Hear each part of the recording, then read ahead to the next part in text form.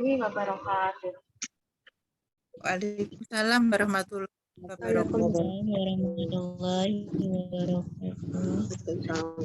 Alhamdulillah, nahmaduhu wa nasta'inuhu wa nastaghfiruhu wa na'udzu billahi min syururi anfusina wa min sayyiati a'malina man yahdihillahu fala mudilla lahu asyhadu an la ilaha illallah wa asyhadu anna muhammadan abduhu wa rasuluh.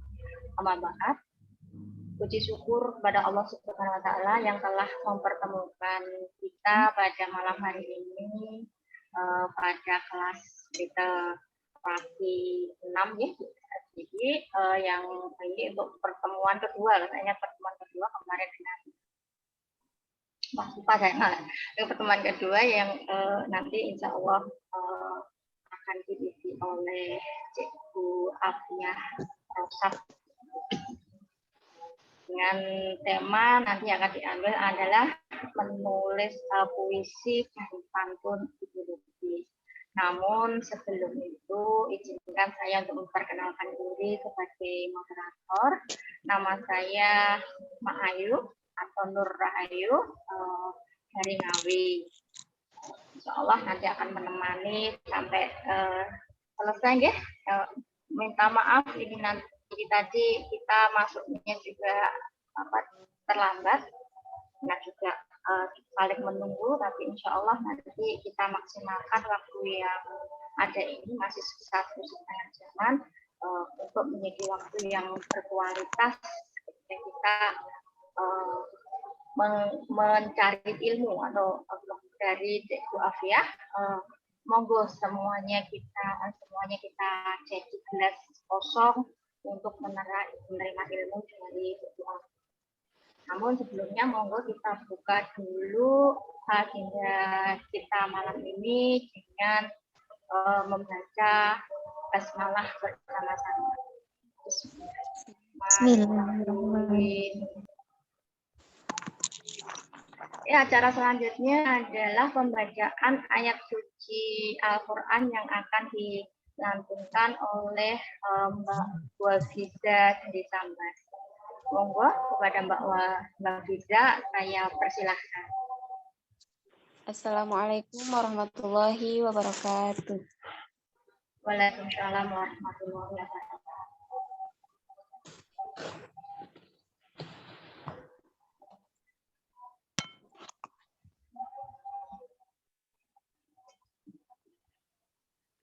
A'udzu billahi minasy syaithanir rajim. Bismillahirrahmanirrahim. Kuntum khaira ummatin ukhrijat lin-nasi ta'muruna bil ma'ruf wa tanhauna 'anil munkari wa tu'minuna billah. Walau amana ahlul kitabi lakana khairan lahum minhumul mu'minuna wa aktsaruhumul fasiqun. Aku berlindung kepada Allah dari godaan syaitan yang terkutuk dengan menyebut nama Allah yang Maha Pengasih lagi Maha Penyayang. Kamu, umat Islam, adalah umat terbaik yang dilahirkan untuk manusia. Karena kamu menyuruh berbuat yang ma'ruf dan mencegah dari yang mungkar. Dan beriman kepada Allah. Sekiranya ahli kitab beriman, tentulah itu lebih baik bagi mereka. Di antara mereka ada yang beriman, namun kebanyakan mereka adalah orang-orang fasik.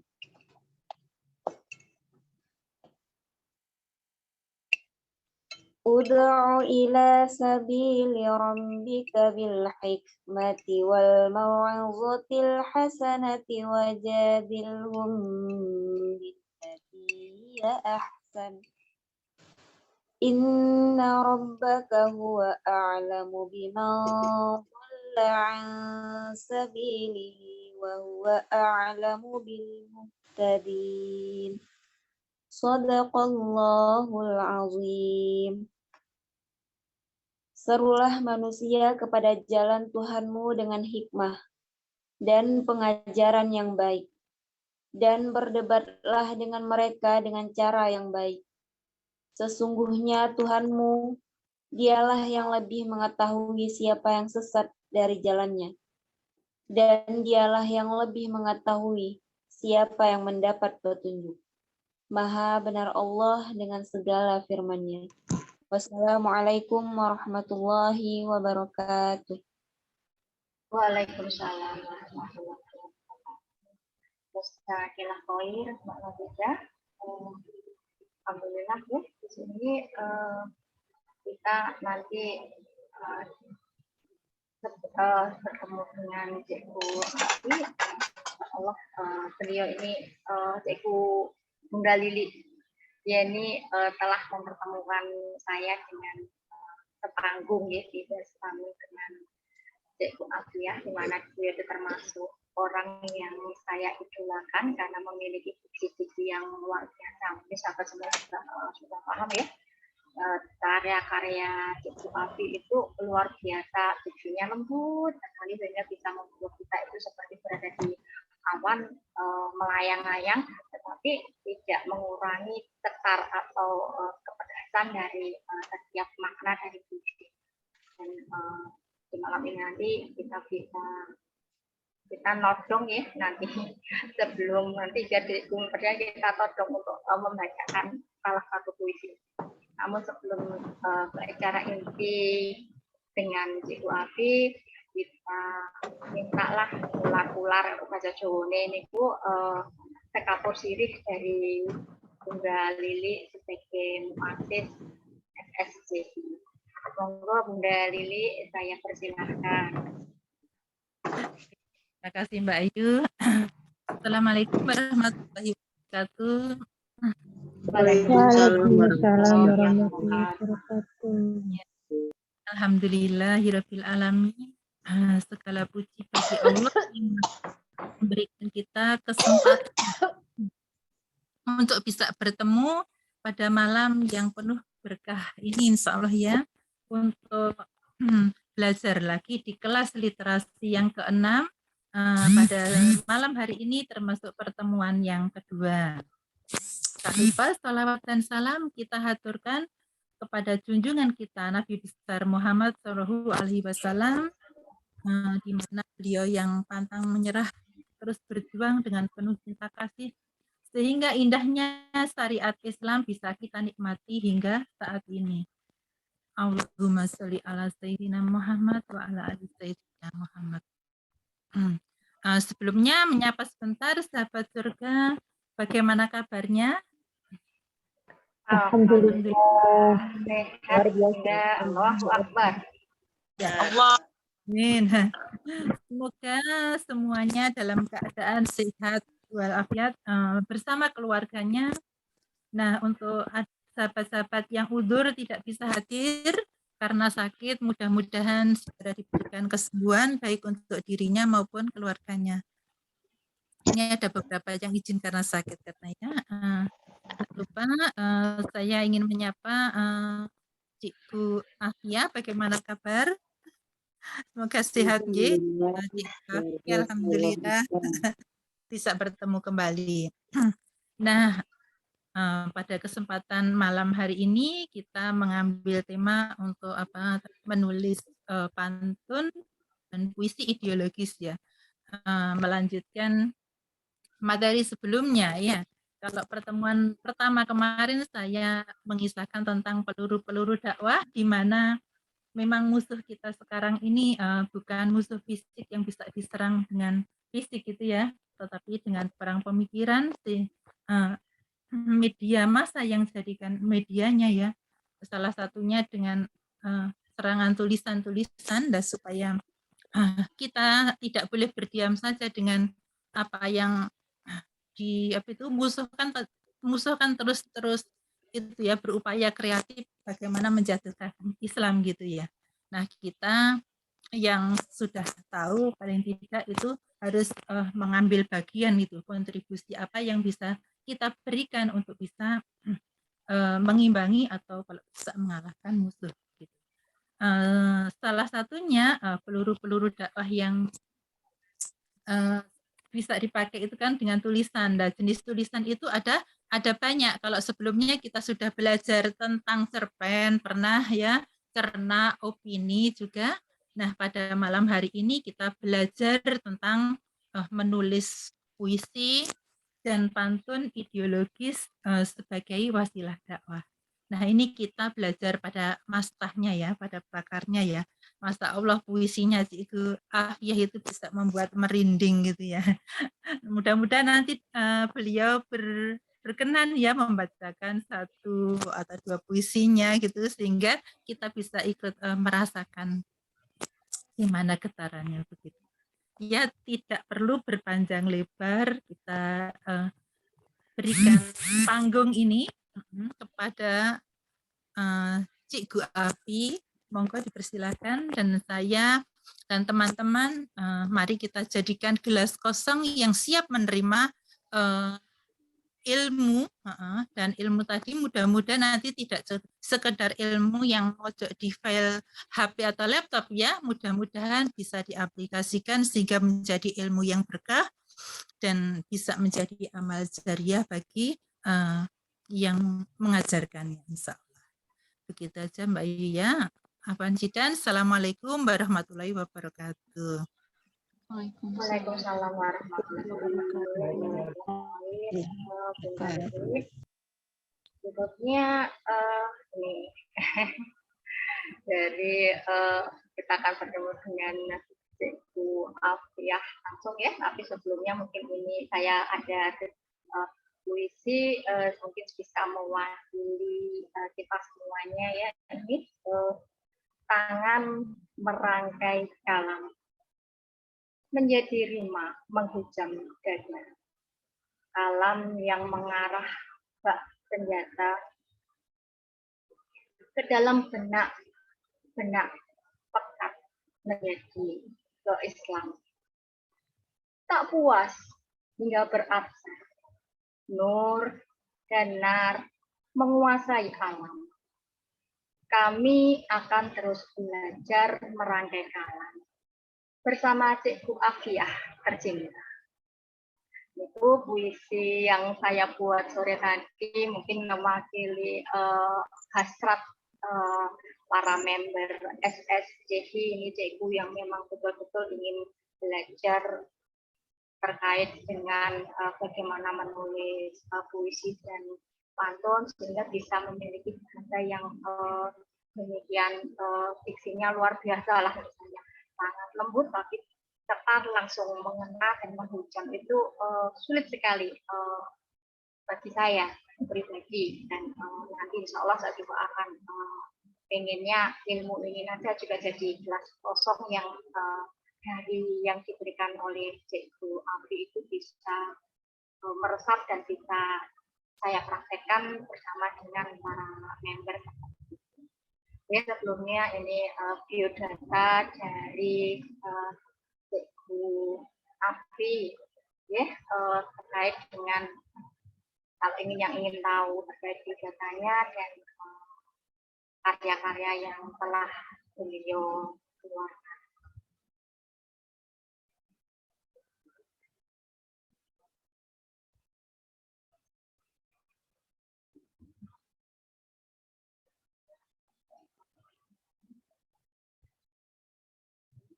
Ini kurikulum bikinnya dari Cikgu Afiyah Rosat Probolinggo. Lahir 15 Januari 1987, ibu rumah tangga dengan 3 putra dan 1 putri dan calon bayi. Aktivitasnya adalah sebagai penulis, moto menulislah sebagai kontribusi untuk dakwah Islam.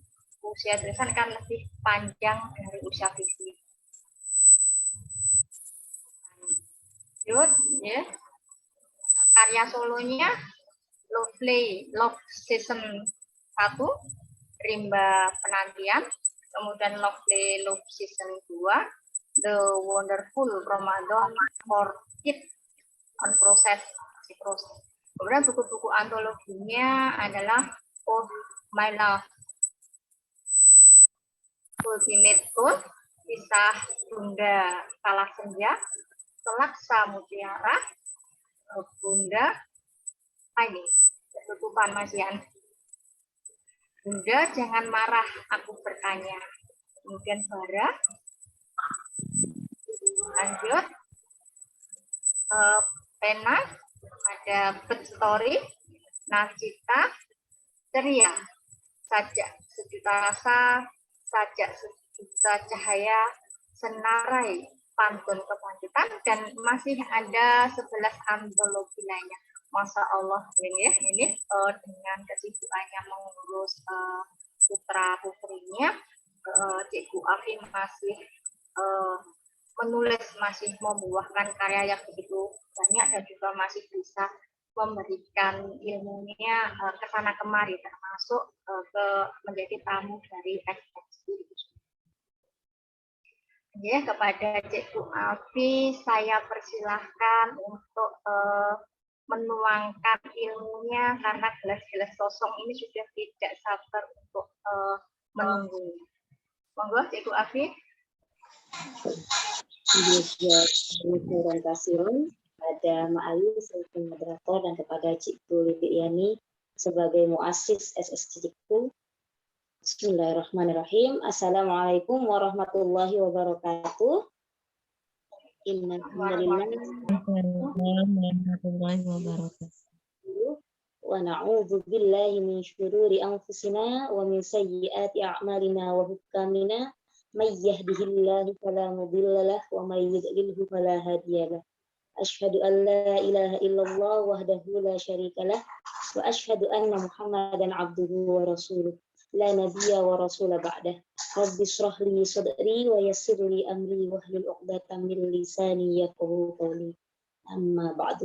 Amin ya rabbal alamin. Alhamdulillah, puji syukur kehadirat Allah Subhanahu wa taala dipertemukan untuk yang kedua kalinya bersama sahabat Surga Cinta Quran yang diampu oleh Cikgu Liliani di segmentasi yang berbeda. Kalau kemarin di cerita anak, sekarang puisi dan pantun seperti itu. Alhamdulillah kita diberikan kesehatan, diberikan waktu luang yang Masya Allah, Insya Allah ketika kita hadir dalam majelis ilmu yang ibaratkan taman surga ini, ada malaikat yang mendoakan seperti itu. Semoga kedepannya nanti kita semua mendapatkan ridha Allah Subhanahu wa taala. Sholawat dan salam semoga tercurahkan kepada Rasulullah Muhammad sallallahu alaihi wasallam, karena beliaulah kita bisa menapaki jalan dakwah yang tidak mudah. Namun dengan istiqomah dan perjuangan lillah, insya Allah bisa kita takutkan. Sembari kita hanya memohon pertolongan kepada Allah Subhanahu wa taala. Sholawat dan salam semoga juga tercurahkan kepada keluarga beliau, sahabat beliau, tabi'in, at-tabi' wa tabi'in, serta kita semua yang sikoh dalam menggenggam bara api Islam hingga yaumul akhir kelak. Terima kasih sekali lagi kepada sahabat SSCQ semuanya yang sudah mempercayakan untuk berbagi ilmu kepada saya, memberikan saya insya Allah kecipratan pahala ya, semoga seperti itu. Sebenarnya saya pun juga hamba Allah yang fakir, gitu, yang fakir ilmu, ini hanya secuil gitu. Mungkin kalaupun secuil itu masih dibagi-bagi lagi gitu kan ya, terkait dengan ilmu yang saya dapatkan, karena ilmu Allah itu ibaratkan samudra yang begitu luas, sementara ilmu saya apalagi ini adalah ilmu dunia gitu kan ya, itu hanya nggak sampai seujung kuku yang menempel ketika saya celupkan ke dalam samudra itu, seperti itu. Nanti ke depannya kalau ada yang kurang dan tidak sesuai harapan mohon dimaafkan. Seperti itu. Karena saya juga fakir ya.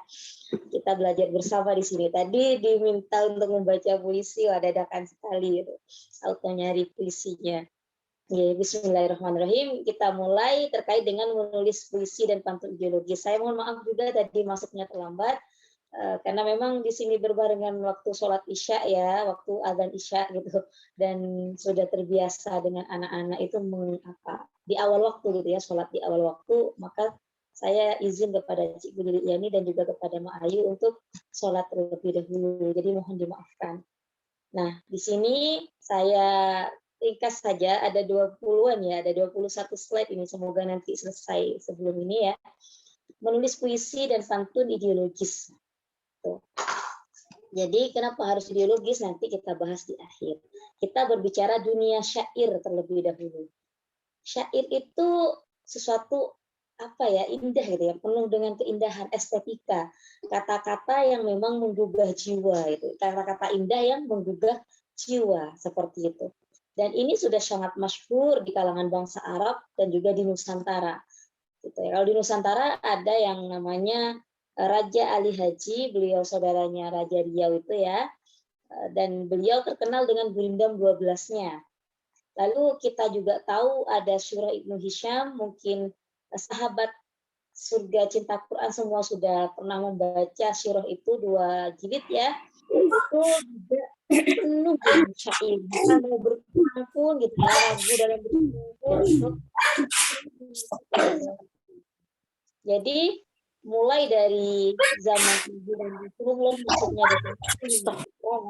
di dalam daulah Islam, syair itu sangatlah populer. Bahkan kita tahu Al-Quran sendiri itu kata-kata indah yang penuh rima gitu ya, rimanya itu bagus gitu kan ya, balaghahnya ada makna majazi juga kan ya, majaz gitu ya.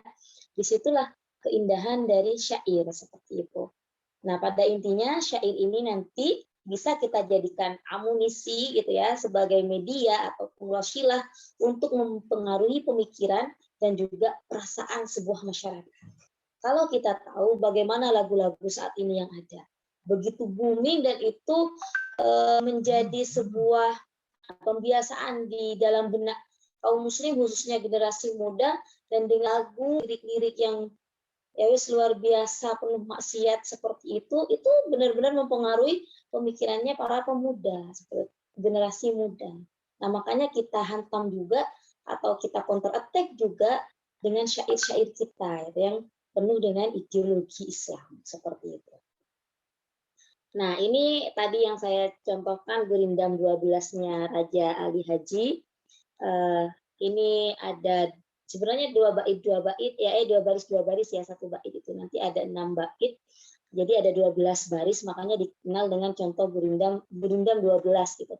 Itu ada beberapa pasal ya, memang di sini sebutnya pasal, bukan pasal undang-undang ya. Di sini pasal Gurindam karena ini masuk puisi lama gitu ya, puisi lama yang terikat, yang sangat terikat seperti itu. Nah, sini contohnya barang siapa tiada memegang agama, sekali-kali tiada boleh dibilangkan nama kan begitu. Jadi ini kesusastraan lama sekali gitu dan sangat terikat. Ini contoh.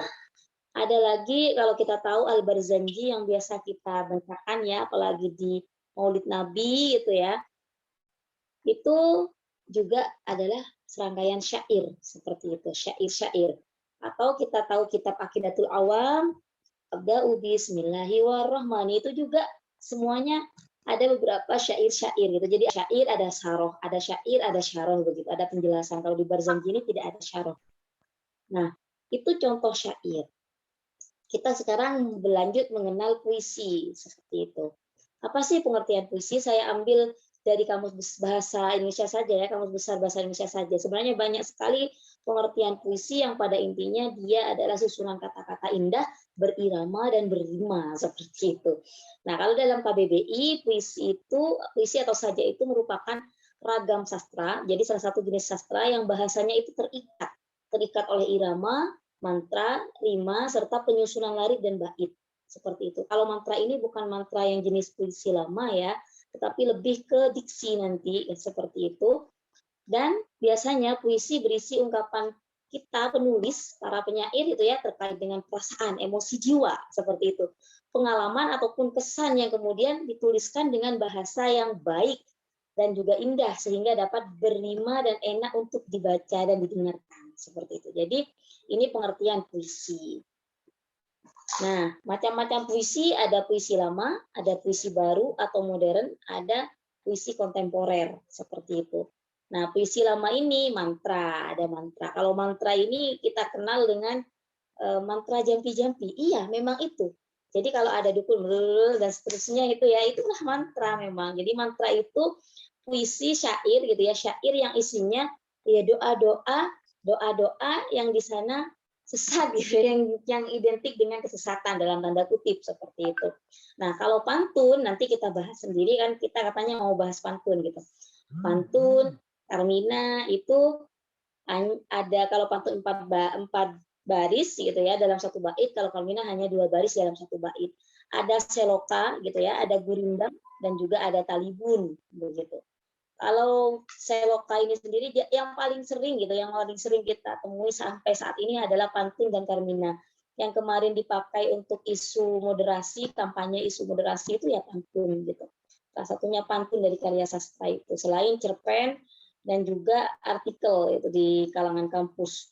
Lalu ada gurindam. Gurindam ini ya cuma yang terkenal, yang masyhur, Gurindam Ali Haji itu, Raja Ali Haji itu, dan ada Talibun itu sendiri. Kalau puisi baru yang paling gitu, yang paling populer itu ada balada, ada romans, ada legi, ada himne, ada ode, ada satir. Seperti itu. Kalau balada ini lebih ke cerita seperti itu aja, pengalaman hidup seperti itu. Kalau balada itu banyak diceritakan, maksudnya dituliskan oleh W.S. Pendra, itu banyak. Terus kalau romans itu ya biasalah, namanya romans berarti yang isinya kemesraan seperti itu ya, ya wes isi cinta-cintaan itu, entah itu suami istri ataupun pasangan yang tidak halal bagi mereka gitu ya. Tapi yang jelas romans ini lebih ke cinta-cintaan seperti itu, atau romantisme. Elegi ini berisi kesedihan.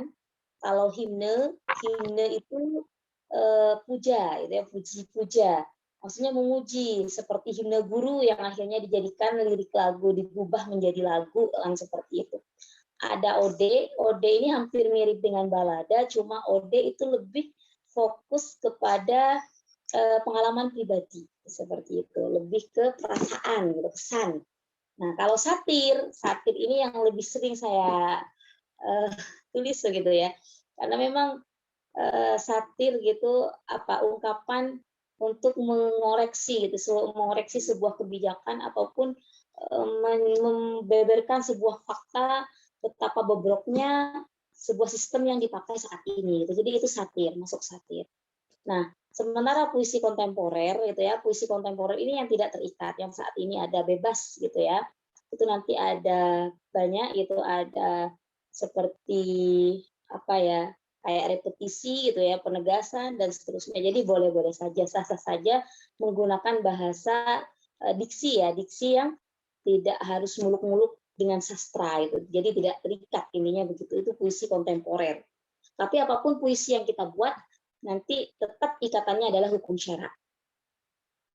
Nah, terus bagaimana untuk membuat puisi gitu kan, yang indah dan juga menggugah? Kalau saya gitu, ya Al-Fakir sendiri gitu ya, nanti sahabat semua silakan diperhatikan. Yang pertama itu niat lillah untuk dakwah, yang kedua diksi dan juga konotasi, yang ketiga isi, yang keempat rima, yang kelima susunan bait. Nah, susunan baitnya. Di sini yang pertama niat lillah, ya tentu bersandar pada Allah segala mula dan hanya pada Allah semua muara. Maka dari itu niatnya kita untuk menulis puisi tadi ya hanya karena Allah gitu. Bukan karena ingin sanjung puji-puja, enggak gitu kan ya. Itu nanti sia-sia hasilnya. Kenapa? Ya karena salah satu diterimanya amal, syarat diterimanya amal perbuatan kita ikhlas karena Allah, seperti itu. Maka marilah kita semua luruskan niat sebelum menulis puisi. Seperti itu. Selanjutnya puisi yang kita tulis itu wajib terikat dengan ketentuan Allah. Karena itu juga merupakan syarat itu ya, ikhlas dan benar. Benar di sini ya sesuai dengan ketentuan Allah. Jangan sampai kita itu menulis puisi yang isinya mengantar kita itu kepada neraka, gitu. Yang di sana menyuruh kepada kemaksiatan, gitu. Seperti lagu-lagu yang ada saat ini. Nauzubillahi min dzalik, jangan sampai ya. Jadi yang pertama niatlah dulu. Luruskan niat agar kita semua ya terhindar dari api neraka, kan begitu. Yang kedua, diksi dan juga konotasi. karena puisi sesuai dengan pengertian di KBBI tadi itu adalah terikat rima, mantra, irama, maka di sinilah diksi dan konotasi ini adalah mantra yang tepat untuk puisi seperti itu, dan juga nanti pantun gitu kan. Nah, coba bedakan. Yang pertama terkait dengan sama-sama terkait dengan ibu, cuma pemilihan diksinya yang pertama, kau wanita yang melahirkanku, kan itu sudah biasa banget gitu ya, biasa. 9 bulan kau mengandungku, iya memang sudah 9 bulan gitu. Cuma kalau yang kedua, nah, rahimmu melindungiku kan gitu kan. Kalau sudah bilang rahimmu melindungiku gitu kan, berarti kan kita pernah ada di alam rahim gitu, pernah dikandung oleh ibu seperti itu. Itu konotasi seperti itu ya. Lalu 9 purnama, lelahmu atau letihmu menjagaku. Sama sebenarnya maknanya dengan 9 bulan kau melindungiku atau mengandungku tadi kan begitu. Jadi di sini ada apa, kalau dibilang anak sekarang itu lebay gitu ya, hiperbol gitu. Ya nggak apa-apa, karena memang itulah puisi, curahan rasa kita. Agar indah kan begitu. Jadi nggak apa-apa lebay atau hiperbol tadi. Nah itu ya, jadi diksi dan konotasi, dari mana kita bisa dapat diksi dan konotasi yang indah, yang bagus, yang pasti kita harus banyak membaca. Membaca apa? Ya karya puisi para penyair apapun gitu, baik yang penyair lama dari tahun 40-an gitu ya, angkatan 40-an, sampai ya yang sekarang gitu, punya teman-teman kita sendiri yang satu haroka, yang dakwah, yang sama-sama dakwah ideologis, nggak apa-apa kita baca semua seperti itu. Kenapa? Ya agar kita memiliki banyak diksi di sana. Karena kita mau menulis puisi, ya bacalah segala jenis puisi seperti itu. Nanti kita kalau sudah terbiasa akan terbentuk sendiri polanya, diksi kita itu akan terbentuk, dan ketika kita baca itu langsung oh ini karangannya Mak Ayu gitu kan, oh ini karangannya nggak ada Mbak Sri Mulia ya di sini, Mbak Sri Mulia, jadi langsung tergambar gitu siapa yang mengarang seperti itu. Maka kita harus banyak membaca yang pertama. Yang kedua, kita mendengarkan lagu-lagu Melayu ya, Melayu yang benar-benar Melayu tahun di atas 80-an gitu, 80-an ke atas itu masih kesusastraan itu bagus, pilihan kata-katanya itu juga indah seperti itu. Jadi kita bisa merangkai dari sana. Kalau suka lagu, kalau nggak suka ya nggak masalah, nggak harus dengan lagu kan, bisa yang pertama tadi dengan membaca gitu ya. Apalagi membaca itu selain untuk memperkaya hazanah kata kita kan juga kewajiban ya, iqra kan begitu. Terus boleh juga mendengar qasidah. Di qasidah ya, kalau saya waktu kecil itu qasidah itu banyak, qasidah, nasidaria itu banyak sekali kan lagu-lagu itu yang bisa memberikan inspirasi diksi gitu bagi saya waktu itu saat kecil, karena saya menulis puisi itu sejak usia 8 tahun ya.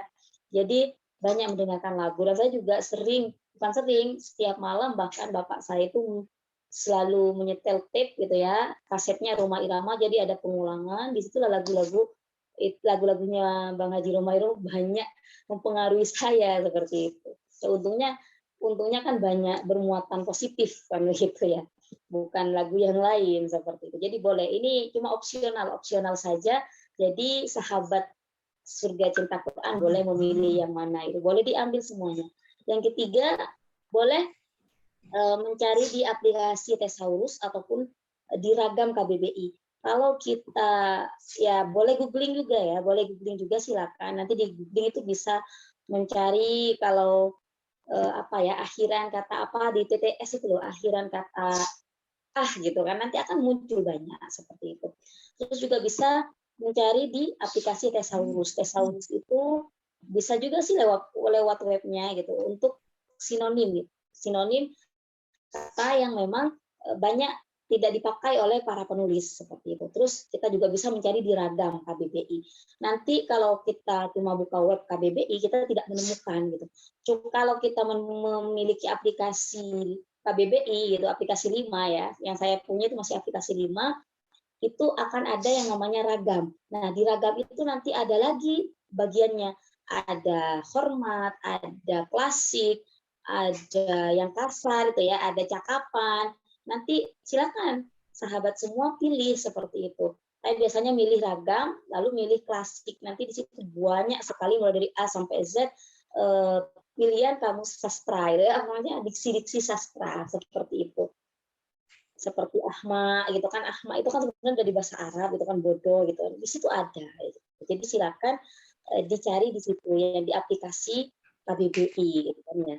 Jadi kalau mau menulis puisi ya paling tidak kita memiliki ini amunisinya, salah satunya aplikasi ragam KBBI yang ada ragamnya seperti itu. Kalau cuma untuk cek gitu itu masuk KBBI baku atau tidak ya bisa di web. Cuma kalau kita mencari kosakata itu lebih baik punya aplikasinya. Gitu ya. Jadi diksi kita itu tidak jauh dari makna puisi.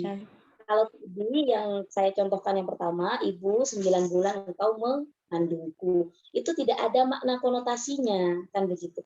Beda dengan letihmu gitu kan, melindungiku 9 purnama, letihmu melindungiku. Di situ ada makna konotasinya. Di mana letihmu melindungiku itu kan, ya masa letih itu bisa melindungi kan tidak, sebenarnya kan ibu yang melindungi gitu kan.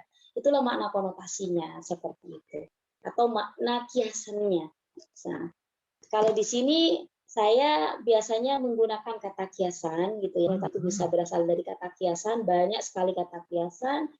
Ada mata hati, buah hati, bunga desa, rendah hati, dua mata, apalagi kancing baju, tangan kanan, tangan besi, apalagi banyak sekali itu. Kalau di kelas 4 SD itu ada ya, di sini di Khairumah itu ada, sudah banyak kata kiasan itu banyak sekali. Terus juga bisa menggunakan pepatah. Pepatah bagaikan pungguk merindukan bulan kan seperti itu, atau besar pasak daripada tiang. Jadi bisa digunakan juga itu dalam puisi. Dan kan kata pepatah sendiri itu kan sudah memiliki makna kan begitu ya, tong kosong nyaring bunyinya gitu.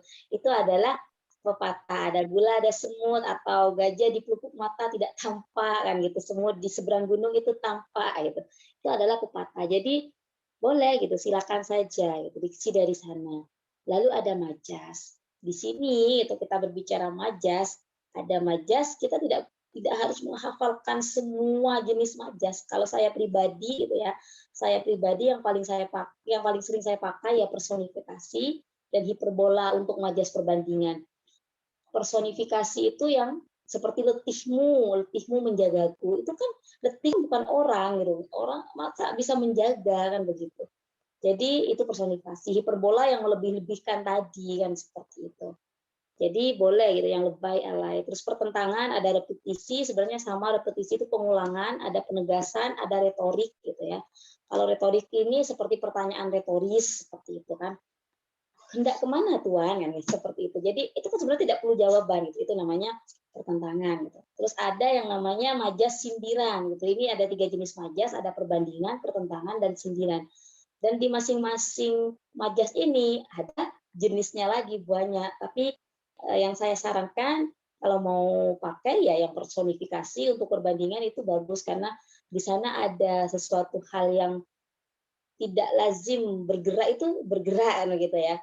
Terus ada hiperbola gitu, atau seperti kalau yang personifikasi itu seperti hatinya berkuah gitu, hatinya berkuah. Apa maksudnya hatinya berkuah ya? Intinya kan sedih gitu, sedih banget gitu kan sampai dibilangin hatinya berkuah gitu. Dan di sini ada sindiran. Ini juga yang sering saya pakai. Ada ironi, ada sinisme, ada sarkasme. Kalau ironi itu lebih ke halus, sinisme itu apa adanya, kalau sarkasme itu sudah paling kasar seperti itu. Jadi sinisme itu di tengah-tengah gitu kan ya. Yang sarkasme itu sudah paling kasar. Jadi sudah kata-kata kotor itu sudah keluar semua seperti itu. Dan yang paling sering menggunakan kata sarkas itu adalah khairil anwar seperti itu. Karena memang itu dilihat dari latar belakang para penulis juga ya. Itu unsur ekstrinsiknya jadi dilihat dari penulis seperti itu. Itu majas. Nah, isi ini sangat penting gitu ya dalam puisi. Seperti yang sudah saya sampaikan di awal, puisi itu kan mencurahkan rasa, emosi jiwa kita itu yang harus bersandar kepada Allah. Tidak kemudian ketika kita marah, lalu kita membuat puisi yang di sana penuh dengan hujatan, penuh dengan caci, apalagi sampai personal, menghina kepada personal itu kan tidak diperkenankan dalam Islam. Kita menghina apalagi dia saudara muslim kita kan begitu. Kalau kita hanya menyerang kepada kebijakannya itu kan boleh kan seperti itu, karena memang yang kita koreksi itu kan adalah kebijakan-kebijakan yang ada yang mencekik kita kan begitu, jadi jangan sampai menyerang personalnya. Lalu di isinya berupa kebijakan kebaikan dan juga ketaatan. Nanti kita, ya indikasi kita kan adalah dakwah gitu ya, poros hidup kita adalah dakwah. Maka disinilah kita harus memuat puisi kita itu ada ajakan terkait dengan kebaikan dan juga ketaatan. Lalu yang pasti di situ mencegah dari aktivitas kemaksiatan, mencegah dari kemungkaran. Jadi tidak ada porno di sana, tidak mengajak kepada miras dan lain-lain yang memang ya kemaksiatan lainnya lah seperti itu. Karena nanti di keabadian kita akan mempertanggungjawabkan apa saja yang kita tulis, apa saja yang kita tuliskan, bahkan apa yang ini nanti yang terbersit gitu ya, kan juga nanti akan dipertanggungjawabkan. Jika baik, insya Allah ladang pahala yang menanti kita. Nah, sebaliknya jika buruk, nauzubillah, nestapa nanti yang akan menyapa. Jangan sampai seperti itu. Nah, itu isi gitu ya. Jadi kita harus hati-hati dalam merangkai puisi. Jangan sampai kita menghujat orang, gitu ya, menghujat person. Jangan sampai menghina dan mencaci maki bentuk fisik yang sudah Allah tetapkan seperti itu. Jadi yang kita kritisi adalah kebijakannya, ucapannya, kan seperti itu, perilakunya. Kemudian rima. Nah, rima ini bukan rima melati ya. Rima itu sederhananya ya, bahasa sederhana saya itu kesamaan bunyi gitu ya, kesamaan bunyi atau huruf di akhir gitu, di akhir. Jadi kayak gitu, jadi semuanya sama gitu kan. Nih contohnya, demi apa mata semerah saga, darah membara, semangat juang di medan laga, seperti itu. Jadi itu rima semua ya. Ada juga rima yang satu baris itu ada rimanya. Jadi setiap kata dalam satu baris itu ada rimanya. Luluh hati berpeluh gitu ya. Jadi ada rimanya, luluh hati berpeluh. Jadi kata pertama dan kata ketiga itu rimanya sama gitu ya. Yang di bawah kupacu kudamu menujumu. Kupacu sama semuanya berakhiran kan begitu. Kupacu kudamu menujumu, seperti itu. Itu rima dalam satu kata. Nah, ini lebih apa ya, kalau ada rima dalam puisi itu estetikanya lebih terasa seperti itu. Lebih terasa dan lebih menggugah. Lebih indah gitu ya. Estetikanya itu ya terasa banget seperti itu. Nah, itu rima. Yang kelima tadi jumlah bait yang harus kita perhatikan, jumlah bait. Kan kadang ada dalam puisi kontemporer itu jumlah baitnya, misalkan dalam satu puisi bait pertama isinya hanya 2 baris, bait kedua 3 baris, bait keempat 5 baris. Itu berantakan sekali. Bukan tidak boleh, boleh saja, cuma mengurangi estetika tadi. Ya, tapi ya tidak berdosa kalaupun menulis puisi yang jumlah baitnya itu tidak sama, ya nggak masalah sebenarnya. Cuma kalau memang kita mau puisi kita indah dan menggugah, lebih baik baitnya itu dihitung aja gitu. Kalau mau 4 ya 4 semuanya seperti itu. Kalau mau 5 semuanya dari atas sampai terakhir. Misalkan ada 7 bait. Jadi dari bait pertama sampai bait ke-7 itu ya masing-masing 5 gitu. Nah, itu ada istilahnya sendiri. Kalau dalam puisi itu ada yang namanya 2 seuntai atau 2 baris, itu namanya distikon. Terus kalau 3 itu terzina, kalau 4 itu kuatrin, kalau 5 itu kuit, kalau 6 itu septet, 7 septin, septina gitu ya. Kalau 8 itu oktav atau oktava atau stanza, dan yang terakhir itu ada saja 14 bait gitu atau 14 seuntai, itu soneta. Jadi hanya isi 14 saja. Kalau gurindam tadi kan 12, kalau ini soneta isinya 14 seperti itu. Nah, disinilah gitu kan kita lebih ke arah keteraturan gitu, keteraturan. Makanya dari bait pertama kalau kita diskusi 5 bait, dari bait pertama sampai bait kelima ya sama kan gitu. Kalau mau kita kuatrin atau 4 baris ya kuatrin semua seperti itu. Saya lebih sering menulis itu 4 baris atau 5 baris seperti itu dalam satu bait. Jadi kuatrin atau kuit. Saya lebih seringnya ke situ. Karena Kalau ya memang setiap media beda ya, nggak masalah itu. Tapi ada yang terikat dengan jumlah kata. Jumlah kata minimal 250. Kebayang kalau 250 kata itu harus 5 bait dan minimal ada 10 baris. Apalagi kalau sampai baitnya cuma barisnya itu cuma terdiri 2-3 kata. Itu nggak sampai itu 250 seperti itu. Jadi memang menulis puisi itu menulis yang panjang, maksudnya baris yang panjang itu kita harus banyak, kembali lagi ke diksi tadi, banyak membaca dan banyak menyontek ragam seperti itu. Nah, kita sudah selesai terkait dengan puisi, kita sekarang beralih kepada Karmina. Karmina dan pantun itu berbeda, meskipun hampir sama. Kalau kita mengenal Karmina, Karmina itu hanya terdiri dari 2 baris saja. Baris pertama itu sampiran, baris keduanya itu isi. Apa sampiran itu ya? Ya, ini semacam prolog gitu lah, semacam prolog seperti itu. Dan isi pada Karmina itu merupakan sebuah pernyataan yang lugas, bisa juga berupa sindiran atas suatu hal seperti itu. Bisa juga nasihat seperti itu ya. Jadi di sini kan kita berbicara nasihat, berarti di sana ada dakwah juga kan di situ. Maka kita buatlah Karmina yang di sana mengajak kepada ketaatan kan gitu. Jumlah pada suku katanya itu sama dengan pantun 8 sampai 12 suku kata. Seperti itu. Polanya, pola rimanya sama, akhirannya itu harus sama. Seperti itu. AA gitu ya. Bukan rimanya nanti harus akhiran A, enggak ya. Next, contoh Karmina. Contohnya di sini misalkan ya, ini kalau untuk anak TK menyambut Ramadan gitu kan, misalkan buah markisa buah kedondong, tidak puasa dosa dong atau malu dong gitu. Jadi kalau kita lihat di sampiran di buah markisa buah kedondong itu kan dong, sama kan, di bawahnya kan juga tidak puasa dosa dong kan gitu. Jadi itu juga A itu 5 namanya. Terus itu yang sampiran yang baris pertama, yang baris kedua itu adalah isi. Yang baris pertama ada 10 suku kata. Coba dihitung, khawatir saya salah. Markisa, kedondong. Ada 10 ya, ada 10 kata. Kalau yang baris kedua itu ada 8 suku kata. Tidak puasa, dosa dong, gitu ya. Jadi ada 8 suku kata. Loh, berarti harus dihitung. Iya, harus dihitung. Nggak apa-apa kan, sekaligus belajar matematika. Apalagi ini ada pelajaran pantun kan di anak SD kan, sekalian belajar matematika menghitung suku kata gitu. Lalu di sini ada lagi aneka buah lezat dimakan. Islam kafah, ayo terapkan kan begitu. Jadi ini isinya ya harus bermuatan Islam, harus itu karena kita Muslim dan poros hidup kita adalah dakwah. Itu Karmina. Lalu kita sekarang mengenal pantun.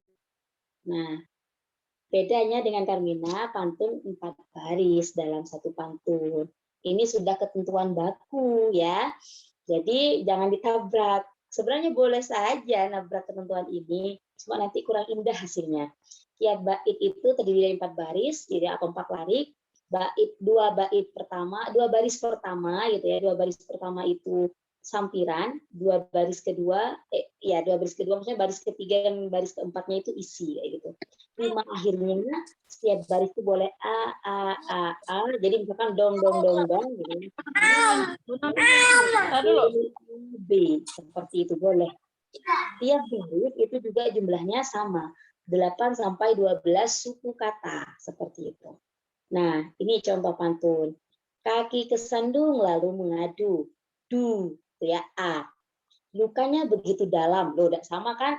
Du dengan lam gitu kan. Makanya dikasih B gitu, rimanya B. Lalu moderasi racun berbalik madu, itu juga A, sama dengan yang tadi di sampiran baris pertama. Merusak tatanan syariat Islam, sama dengan sampiran baris kedua, lam kan begitu. Jadi itu B gitu.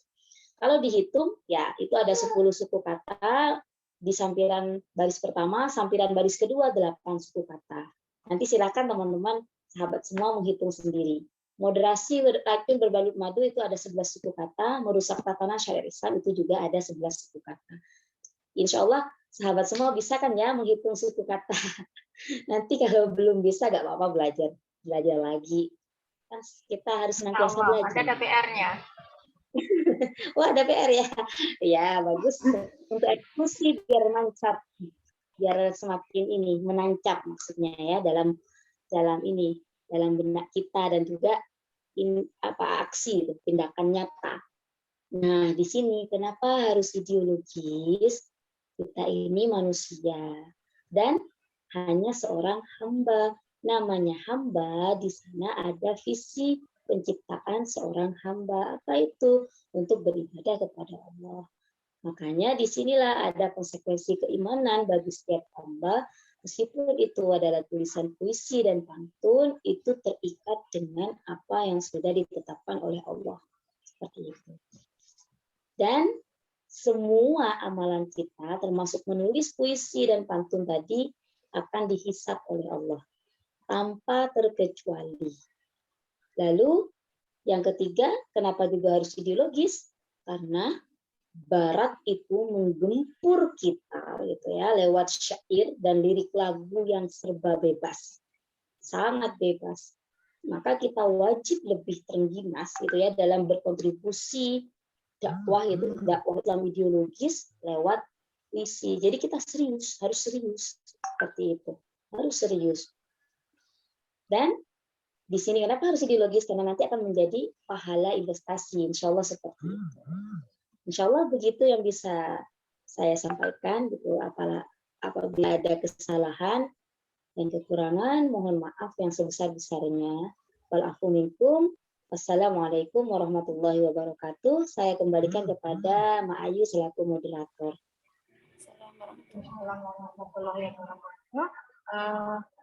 Ya, luar biasa sekali ya, saya sampai gemblong terus ketawa-ketawa sendiri di situ Abi, merasa soalnya tulisannya masih jauh dari materi yang tadi disampaikan sehingga nampak sekali tulisan puisi kita itu ambiar.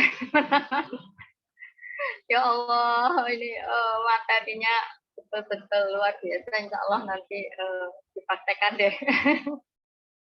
Nanti bisa konsultasi lah 1-2 puisi biar dicek oleh Cikgu Alfi ini dan tambah lebih bagus ya. Ini Cikgu tadi ada yang menanyakan untuk kamus tadi yang namanya tesaurus ya Cikgu yang untuk diksi tadi. Jadi tesaurus Tesaurus itu sinonim. Tesaurus itu isinya terkait diksi-diksi yang sinonim.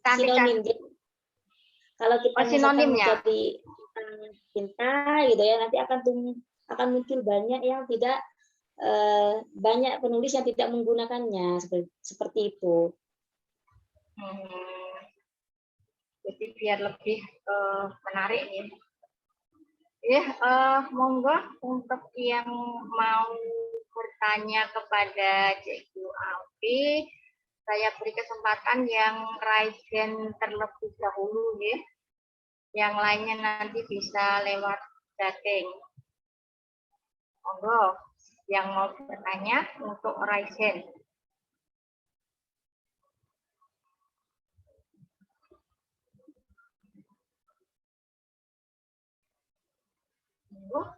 Belum ada ya yang raise hand ini. Tak nampak ya dari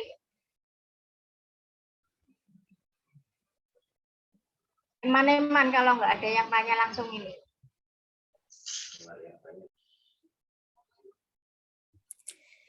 Saya boleh bertanya, Ustazah?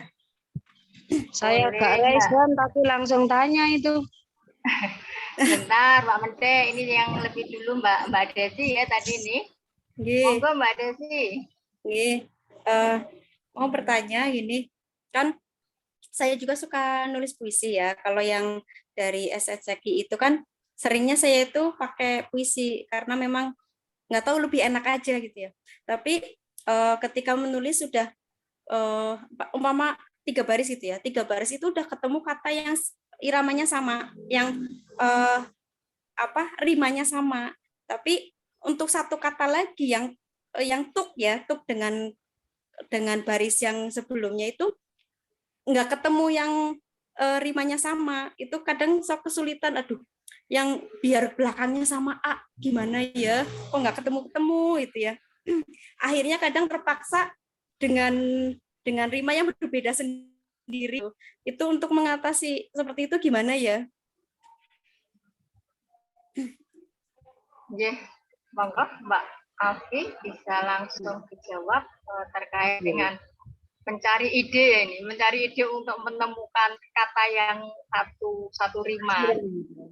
Akhiran ya, rima itu kan akhiran. Saya bilangnya akhiran gitu, yang sama.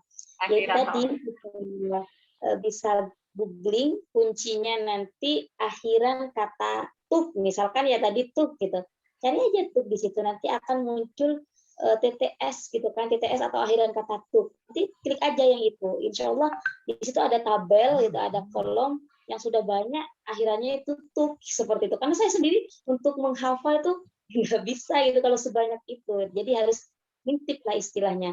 Kalau bisa juga kita punya buku, itu buku catatan ataupun di HP itu boleh dicatat aja gitu. Yang memang diksi yang kita pakai, kita gunakan seperti itu. Jadi boleh googling gitu, di googling aja boleh. Nanti cari keywordnya akhiran kata tuk seperti itu. Nanti akan muncul tts.com apa ya, itu akhiran kata tuk. Nanti saya coba ini ya, screenshotkan tak kirim ke Mak Ayu. Oke, Mak Ayu nanti bisa dikirim di tuk ini ya, akhiran kata atau rima seperti itu. Iya, kadang saya itu kurang referensi gitu. Suka puisi tapi karena mungkin belajar sendiri ya, jadi kurang, kosakatanya kurang gitu. Allah itu luar biasa. Bila diteruskan saja. Jadi kita jangan fokus ke rima memang kalau awal gitu ya. Kalau misalkan ini nanti lama-kelamaan akan terbiasa kan seperti itu.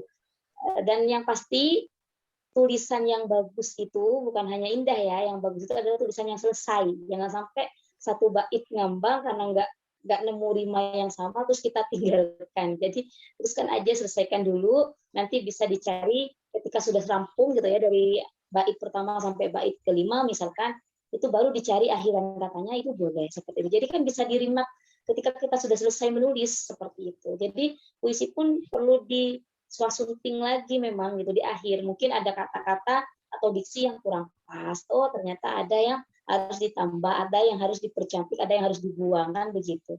Jadi tulis aja dulu sampai selesai, nanti baru dicari akhiran katanya jika memang baris keempat tadi di bait pertama nggak ketemu seperti itu, nggak masalah. Nggih, jasakillah khairan. Jawaban Mbak Alfi ya. Jadi bisa googling untuk mencari akhiran-akhiran yang sama. Ini Pak nanti juga mau googling juga untuk membuktikan ini tadi biar rimanya juga bisa lebih bagus ini nanti. Soalnya belum pernah googling untuk mencari akhiran-akhiran yang sama. Ini rumus baru ini bagi saya. Ya itu untuk semuanya juga mungkin itu bisa dijadikan untuk mencari padanan kata yang sinonim ya. Bisa googling dengan mengetikkan tadi akhiran dari kata yang kita kendal. Kemudian tadi ayo Yumente keluar. Ini teman paling dikangeni di SSTG ini. Di mana-mana ya, bukannya di SSTG ini, Yumente ini. Sudah tak tulis itu tadi Bu, saya gemeter ini Bu, Bu. Sakit toh Yu? Mbak Mentik. Itu yang saya tanyakan di tulisan itu gimana itu kalau suka Jawa anak repot nyarinya di Google itu gimana itu. Kan kemarin saya kaitkan dengan materinya pelurunya Bunda Lilik kan passionnya di mana, nyamannya di mana, enaknya di mana, kan bisa diasah itulah. Ini saya kaitkan dengan perpantunan, sementara kan saya masih merasa nyaman di Jawaan itu Bu, gimana itu Bu? Iya, Yang ditanyakan agak gimana? dirintis. Lah ya itu gimana goleknya gimana itu saya kan nggak punya Jawanya. Iya Mbak Mentik. Bacanya Mbak Mentik apa Mentik ini saya jadi bingung. E-nya. Oh Mentik ya. Mentik. Jadi kalau saya itu punya guru yang suka sastra dan beliau juga seorang dalang gitu ya, pernah menjadi dalang dan beliau juga pernah terjun di dunia pewayangan. Beliau adalah Profesor Suteki. Itu saya juga tidak tahu caranya bagaimana, tapi ketika beliau membuat sebuah kata sastra meskipun bukan dalam bentuk puisi, itu kayak semacam satu paragraf gitu, itu di akhirannya itu bisa sama gitu. Nah, kalau saya sendiri kan terlahir dan besar di lingkungan yang berbahasa Madura gitu. Dan di sini kami ada yang namanya pantun juga Madura, itu bisa sama juga gitu. Kalau kita sering mendengarkan karena memang kita punya kamus khusus. Kalau Jawa kayaknya masih ada ya kamus-kamus yang khusus Jawa begitu, itu kan ada gitu. Jadi bisa dibuka itu Mbak Menti untuk untuk mencari kosakata yang mungkin sama. Kalaupun nggak sama ya nggak masalah sebenarnya, seperti tadi yang saya sampaikan, ya itu tidak menjadi sebuah dosa kan, seperti itu. Mungkin segmentasi Jawa dengan bahasa Indonesia ataupun dengan bahasa daerah yang lain kan berbeda. Tapi kalau di Madura sendiri itu ada syair-syair yang sama gitu, pantun-pantun gitu juga sama gitu. Jadi bait baris pertama dan baris kedua, ketiga, keempat tuh ada yang sama seperti itu. Jadi silakan aja didengarkan seperti kisah pewayangan atau apa. Di situ saya dengar kok ya sama gitu. Ada banyak yang sama lah gitu. Banyak yang sama akhirannya. Seperti itu Mbak Mentik. Nggih, matur suwun. Oke, sami-sami. Ya, sami-sami. Ya, siapa lagi yang mau bertanya langsung? Satu lagi ya, nanti saya langsung pecat. Saya Siapa ini? Hanifah. Oh, Mbak Hanifah. Iya, Mbak Hanifah, monggo. Izin bertanya, tadi kan sudah disinggung ya terkait puisi kontemporer, tapi belum dijelaskan ya kalau tidak salah. Apakah ada ketentuannya, ataukah bebas, ataukah harus berima seperti pantun atau bagaimana? Minta dijelaskan. Syukran. Langsung. Tadi sudah saya sampaikan, untuk puisi kontemporer itu bebas, tidak terikat. Jadi puisi-puisi yang ada seperti saat ini, mungkin jumlah barisnya itu antara bait pertama, kedua, ketiga itu tidak sama gitu kan. Ada yang 4 baris, ada yang 3 baris saja, ada yang 5 baris, atau terkait dengan rima. Rimanya tidak sama. Jadi ya sudah, acak saja gitu, acak saja sedapatnya ide kita, sedapatnya rasa kita, seperti itu. Jadi itu namanya puisi kontemporer kayak gitu. Jadi kalau tadi Mak Ayu bilang ambiar, sebenarnya bukan ambiar, itu masuk ke puisi kontemporer. Cuma kalau mau kembali lagi kepada pengertian puisi yang sesuai KBBI tadi harus terikat rima, irama, maka kita ikut yang puisi modern atau puisi baru minimal. Jadi bebas, puisi kontemporer itu bebas.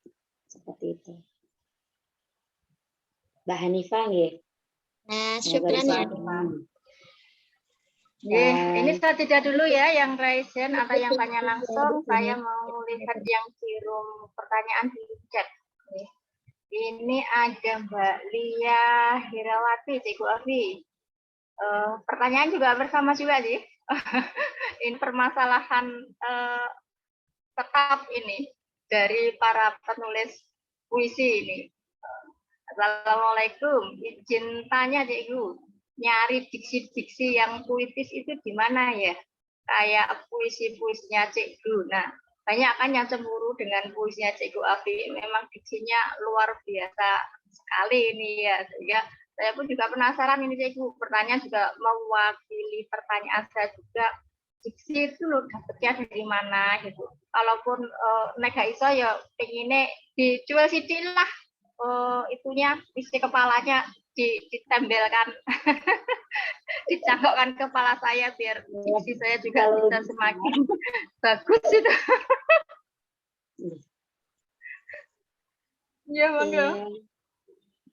Ini Mbak Lia sama Ayu. Tadi sudah saya sampaikan, sebenarnya bisa dengan membaca itu ya tadi, membaca karya sastra siapapun, syair-syair itu. Boleh yang berbahasa Inggris, yang berbahasa Arab, berbahasa Indonesia, karena kita menulis bahasa Indonesia, maka berbanyak baca puisi yang berbahasa Indonesia, meskipun itu bahasa Indonesia lama, di angkatan 40-an itu kan bahasanya lama banget gitu. Kayak bahasa Sanskerta gitu ya. Nah, itu silakan bahasa Melayu lebih tepatnya itu bahasa Melayu. Nah, sebenarnya bahasa saya itu ya, diksi saya itu sangat sederhana. Contohnya begini, bersimpuh. Simpuh itu kan sudah apa? Sudah familiar gitu ya, sudah kita dengarkan gitu, simpuh. Lalu bersimpuh raga gitu ya, bersimpuh raga pada kemilau dan gemerlap tahta. Seperti itu. Apa yang di sana menjadi istimewa? Di majas. Seperti itu. Kalau kita berbicara bersimpuh, itu kan sudah biasa. Raga, pada, kemilau, terus dan, gemerlap, tahta, itu kan sudah kata-kata yang sangat-sangat biasa gitu ya, yang sudah sering kita gunakan, sering kita dengarkan juga kan begitu.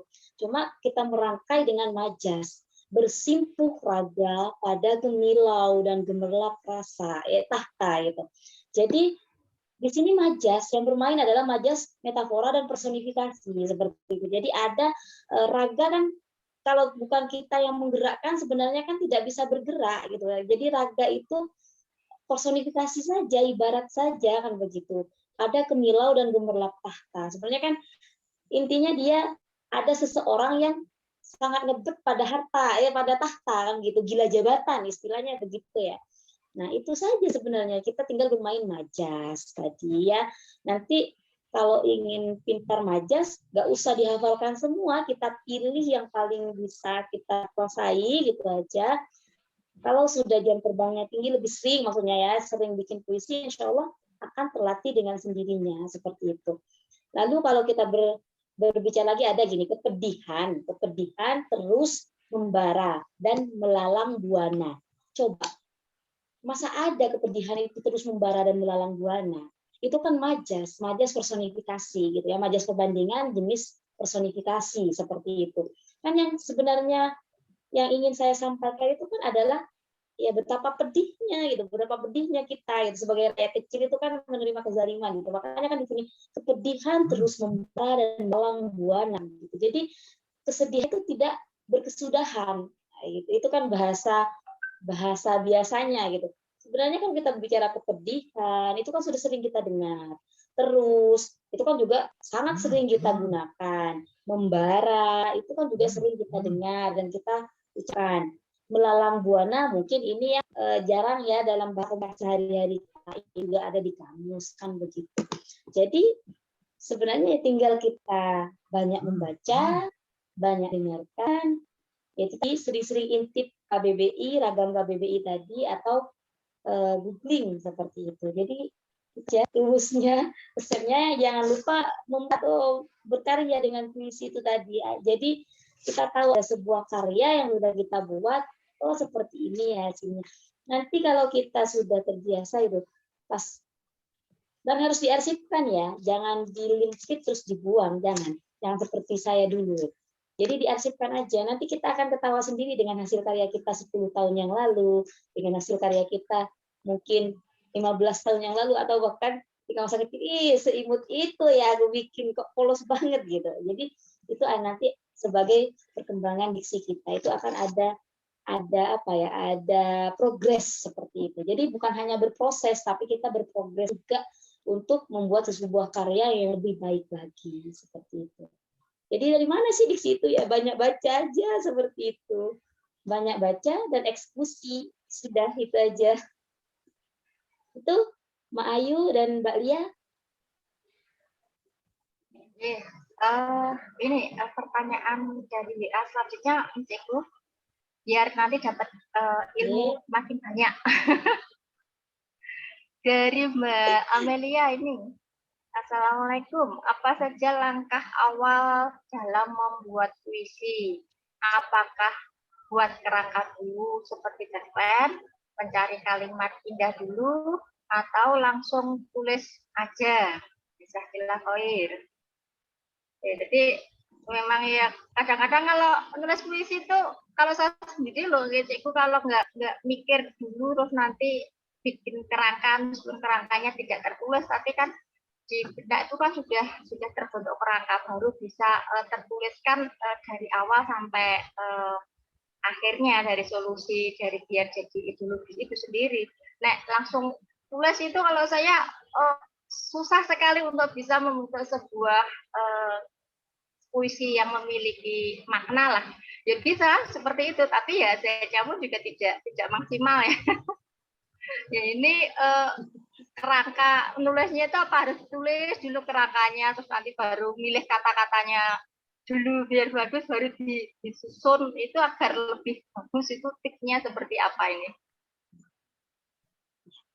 Kalau outline gitu ya, outline itu kalau saya pribadi memang lebih menggunakannya itu banyak di cerpen sama opini gitu ya. Kalau puisi ya ngalir aja gitu.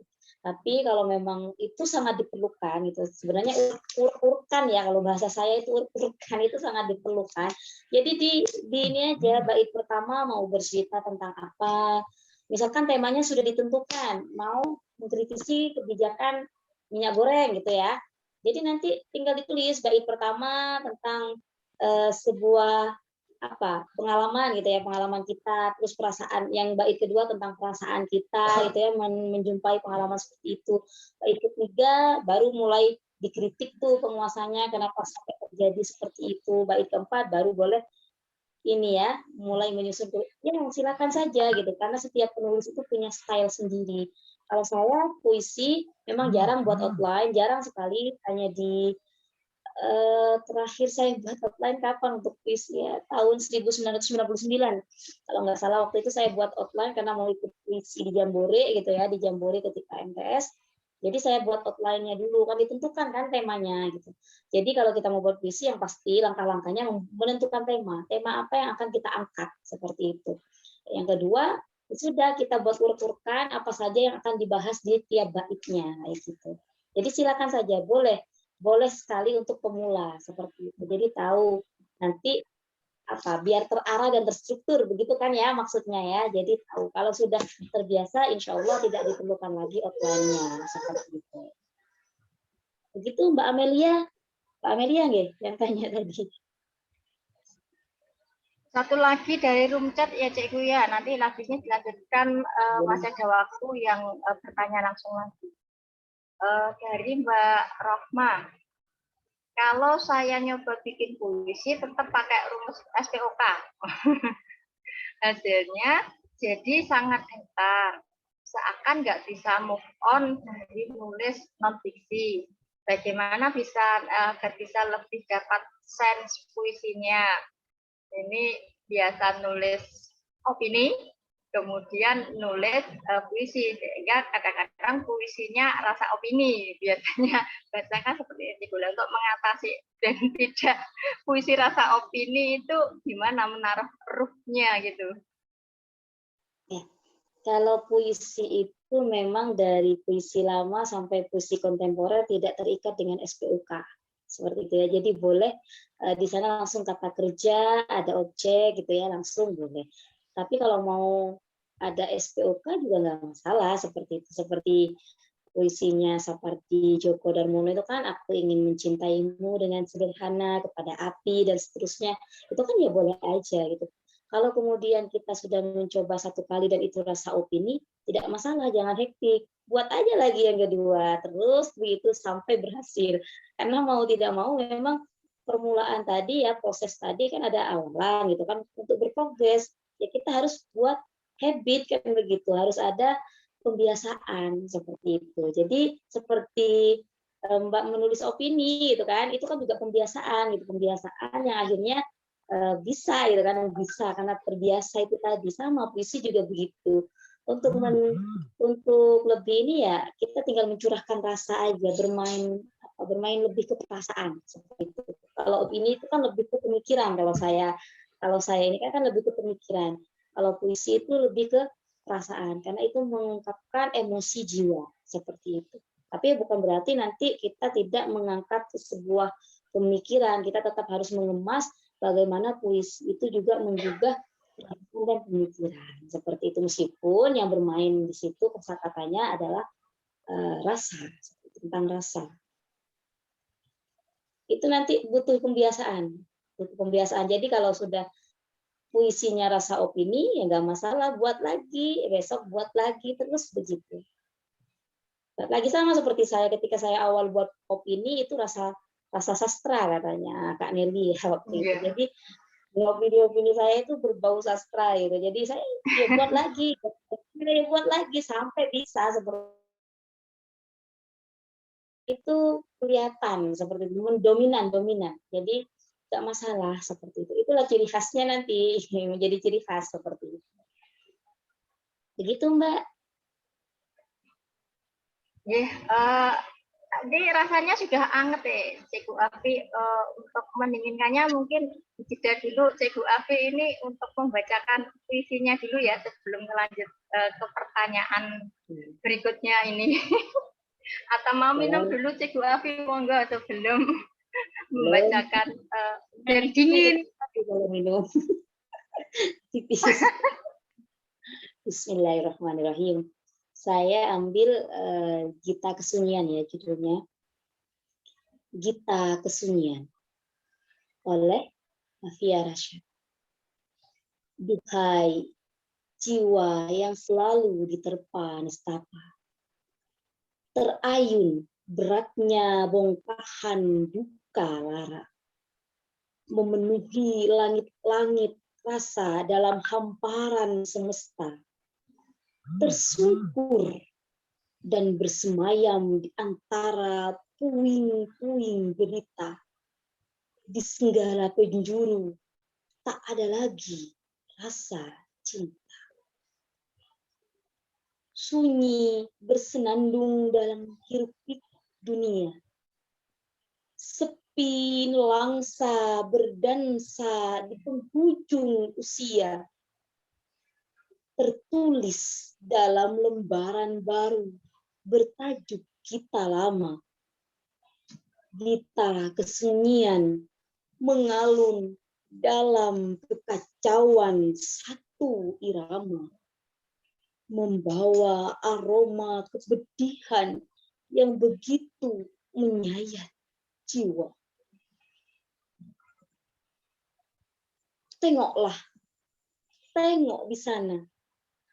Kepedihan terus membara dan melalang buana di antara keserakahan yang rapi terpelihara. Saat gelap dan terang tak lagi ada pembeda. Keadilan mengalun merdu hanya sebatas asa dalam dada. Bersimpuh raga pada kemilau gemerlap tahta. Lazuardi bertabur mengelilingi indahnya mahkota. Keelokannya merona dan membuat hati terpesona. Hilang rasa peduli meski negeri berselimut bencana. Pedih tak bertepi di ambang harap yang kian sirna. Kehendak berjaga di antara remah-remah kuasa. Gita kesunyian mengalun dahsyat luar biasa. Kepongahan mengalir deras dalam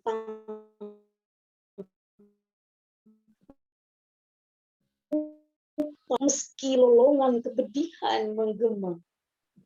Keadilan kian tumpul saat Senopati beradu dalam lakon sebuah drama.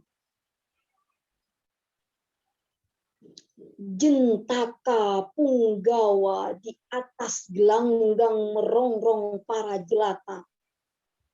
Pungutan bertalu-talu di antara kemiskinan menjadi suatu derma. Tak ada bosan Intalan kebijakan dibuat bersama, memeras kita kesunyian yang tak lelah berkelana. Syahdan, hujan kepiluan tak pernah berganti bahagia. Keteguhan memegang sekularisme tampak congkak sepenuh jiwa. Segala kebaikan tersingkir dan terkubur, berakhir sia-sia. Saat murninya agama dijadikan musuh bebuyutan layaknya Kurawa, dipenuhi motif dendam dalam tiap helaan napas baunya. Gita kesunyian masih setia mengalun dalam fana. Namun ruas-ruas harapan masih terpancar dalam setitik sisa. Menyumbul di antara sanubari, terjaga rengkuhan nada, kemilau perjuangan bermekaran dan terus berlipat ganda. Tak gentar keberanian di alam yang penuh durjana. Sekian. Masya Sudah? Allah.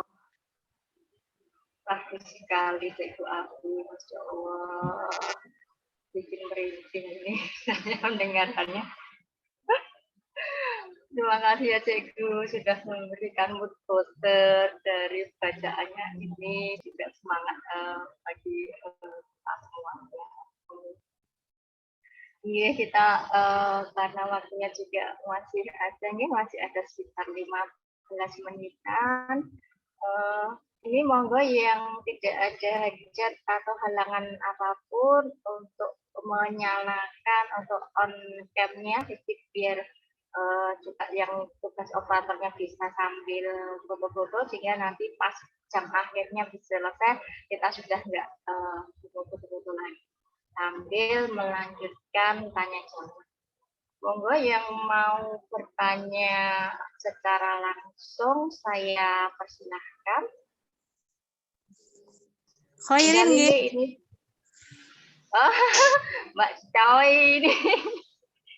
Oh, ini Mas Tah sama Mas Tah ini ya. Monggo silakan. Menyapa idola saya. Boleh. Assalamualaikum Alfi, ya Allah, Masya Allah. Ini salah satu penulis saya, ini penulis ideologis yang luar biasa. Karya-karya cerpennya itu, wah, di Konapos itu, selalu membuat ini satu hal yang kemudian menjadi keresahan Cikgu, itu dari teman-teman saya di Baca Yuk ketika saya resensi salah satu sejuta itu loh, saja sejuta rasa itu kan saya resensi di saya kirimkan di Baca Yuk. Nah itu ada beberapa teman yang kemudian komentar terkait dengan posisi mereka itu tidak suka puisi atau kemudian kesulitan untuk mencerna isi puisi itu ya, karena mungkin diksi-diksinya tidak biasa atau memakai kamus tesaurus dan sebagainya seperti itu. Nah, bagi orang-orang yang demikian itu nyiasatinya kita itu bagaimana? Apakah dibutuhkan kita itu kemudian menerjemahkan puisi itu atau seperti apa? Atau misalnya pilihan diksi kita yang sederhana saja seperti itu. Matur nuwun Cikgu. Assalamualaikum. Waalaikumsalam warahmatullahi wabarakatuh. Bersua juga dengan Mbak Khairin, masih di Zoom ya, belum di kehidupan nyata. Semoga nanti bisa bersua secara offline. Nih, memang sastra, kita berbicara sastra itu tidak semua bisa mencerna gitu. Mau ya disadari ataupun tidak, pasti seperti itu, karena sastra itu memang lebih dalam gitu ya, lebih dalam dari sisi diksi, dari sisi susunan katanya juga. Seperti meskipun hanya 2-3 kata gitu kan, itu harus ada penjabaran. Jadi bisa dibilang kalau di Pak Taufik Ismail itu menyatakan ya yang mengerti puisi itu sebenarnya ya penyairnya itu sendiri gitu. Kalau ada orang lain yang mengerti ya itu bonus gitu kan. Tapi kan memang harapannya kita sebagai penulis ideologis punya pesan gitu ya. Punya pesan yang tersampaikan langsung kepada pembaca tanpa kita apa-apakan gitu.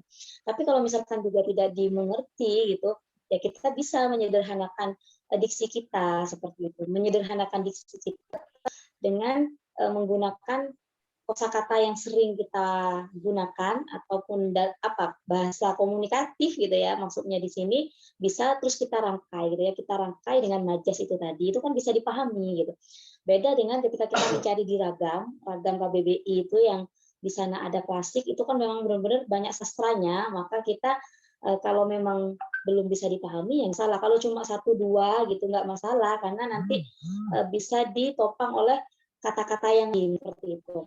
Tapi kalau sudah dari awal sampai akhir itu penuh dengan sastra gitu, wah itu yang mumet nanti, kan tidak semua orang memahami. Jadi nggak apa-apa kita sederhanakan diksi. Terus itu opsi yang pertama. Yang kedua ada yang namanya parafrase puisi. Jadi kita bisa diparafrasa puisi kita itu dijadikan sebuah seperti cerpen itu kan ya, maksud penulis ini gitu. Jadi ada parafrasa seperti itu. Jadi boleh gitu. Ada 2 opsi itu tadi. Yang pertama tadi menyederhanakan diksi, yang kedua parafrasa. Ya tadi itu ya, menyederhanakan diksi itu ya bisa kita menggunakan bahasa sastra, boleh bukan tidak boleh ya, boleh kalau hanya 1-2 kosakata. Seperti di punya saya ini kan ada beberapa, ada 3 kalau nggak salah, ada Lazuardi, ada Jentaka, ada Gita. Gita itu sendiri. Kalau kita tahu Gita itu apa sih gitu kan, lagu kan begitu ya, lagu itu Gita itu. Mengerti apa sih maknanya gitu kan. Tapi dengan kosakata yang lain, diksi-diksi yang lain itu kan nanti bisa diambil poin pentingnya, pesan utamanya. Seperti itu Mbak Hoirin. Semoga bisa dipahami. Siap. Matur nuwun. Sami-sami.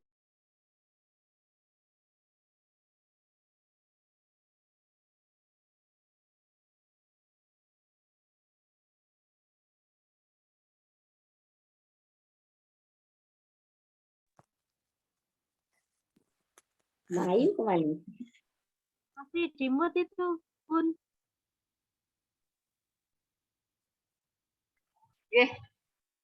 Tadi saya lihat ada yang raise hand, Bunda Wirani ya, kalau nggak salah. Monggo, Bunda Wirani, pertanyaannya singkat, padat, dan juga nanti untuk jawabannya, Cikgu Afi, padat, singkat, padat, jelas.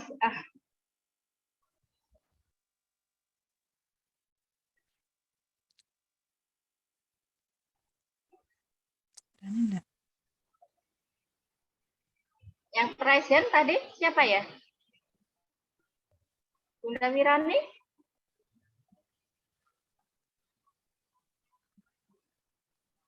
Ada tidak?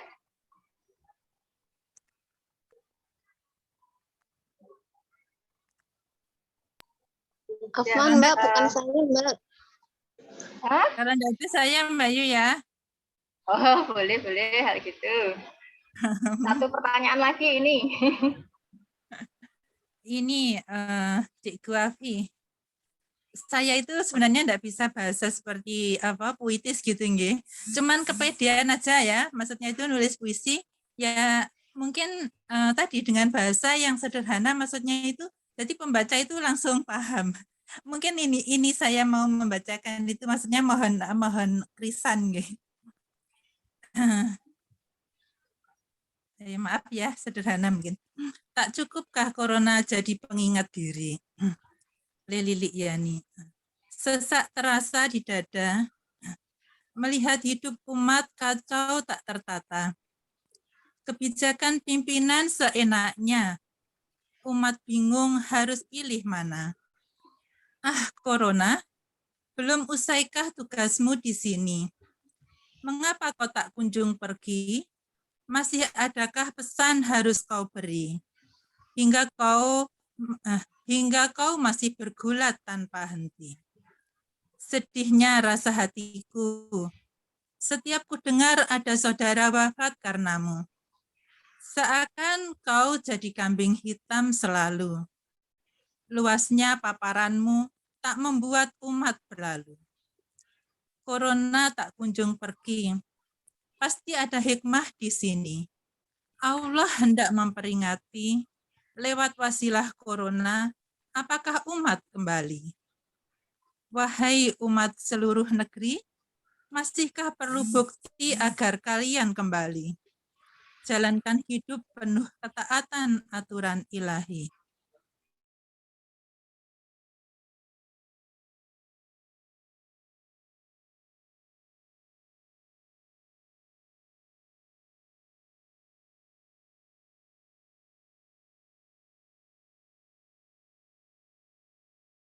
Belakangnya itu berusaha mirip-mirip ngaten.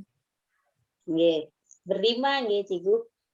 Nggih. Jadi tadi dengarnya itu hanya ada satu corona itu, terus nanti i semua itu kan. Nggih. Itu sudah kalau mau dibilang ya puisi kontemporer memang bebas gitu ya, bebas, tidak harus terikat dengan kesusastraan itu tadi.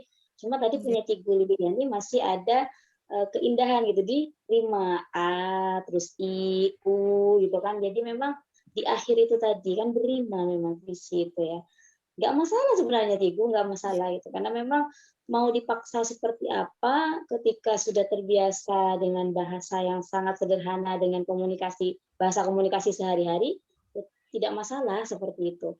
Jadi tidak bisa kan seorang penulis akan menjadi seperti si A, si B, si fulan kan begitu, tidak. Karena setiap penulis akan punya ciri khas tersendiri.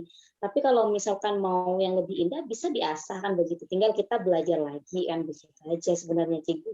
Tadi kan seperti yang ditanyakan Bang Khairin, ya alhamdulillah kalau kemudian ada pesan dalam puisi tersebut langsung tersampaikan seperti itu kan. Itu ada sebuah nasihat seperti itu, sebuah amanat kan begitu. Sebuah amanat gitu ya. Karena dari setiap tulisan itu kan perlu amanat. Apa sih amanatnya? Apa terus kalau mau buat tulisan tidak ada amanat? Karena itu tujuannya. Seperti itu, Cigu. Ya, jadi di sini itu maksud saya itu pede aja gitu loh, meskipun tulisannya mungkin tidak bagus gitu. Prinsip saya pokoknya yang disampaikan itu tidak melanggar hukum syara gitu aja saya pede maksudnya. Iya, tulis. Seperti tadi ditanyakan siapa Mbak, ya Allah lupa, yang katanya puisi rasa opini ya enggak masalah gitu kan. Jadi besoknya buat lagi aja sampai bisa seperti itu. Jadi tidak masalah. Jangan kemudian kita itu tidak menghargai karya kita gitu. Bagaimana orang lain bisa menghargai karya kita jika kita sendiri tidak menghargainya gitu.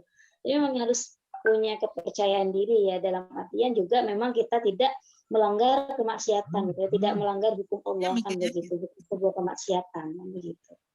Iya. Begitu. Terima kasih. Kafi. Oke, jazakallah khair itu atas pertanyaannya Bunda. Ini juga terima kasih Cikgu Afi yang sudah mau bertamu. Saya juga punya pantun lagi ini, tadi puisi sekarang pantun Cikgu Afi. Mewakili diri suara teman-teman. Terima kasih menerima undangan SSCV, telah memberi ilmu yang berarti. Kami siap jadi gelas kosong lagi, dituang ilmu oleh Cikgu Afi. Jadi mungkin ini tidak terakhir ya Cikgu, nanti kita masih ada hari-hari yang lainnya, mungkin kita butuh ilmu lagi dari Cikgu Afi, sehingga mohon sekiranya mau untuk memberikan ilmunya pada gelas-gelas kosong pada kami, pada member SSCI yang diadili oleh Bunda Julia. Karena ini juga sudah malam ya, sudah jam 9 kurang 3 menit. Monggo kita akhiri dulu dengan membaca hamdalah, istighfar, dan berdoa kepada Allah.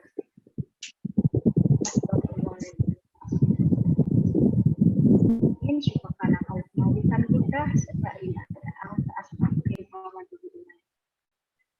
saya saya selaku moderator dan juga tim panitia dari Zoom ini mohon maaf jika ada kesalahan maupun kesilapan kami haturkan jazakumullah khairan katsir kepada Ibu Afiah Rosad yang telah memberikan ilmunya kepada kami semua. Oke, insyaallah nanti kita bisa berlanjut lagi. Dari saya, kalau ada kesalahannya mohon sekali untuk dimaafkan. Oke, berikut permintaan maaf jika ada kekurangan dari tim panitia yang sudah menyelenggarakan acara. Intinya syaratul muslimin. Wassalamualaikum warahmatullahi wabarakatuh. Waalaikumsalam.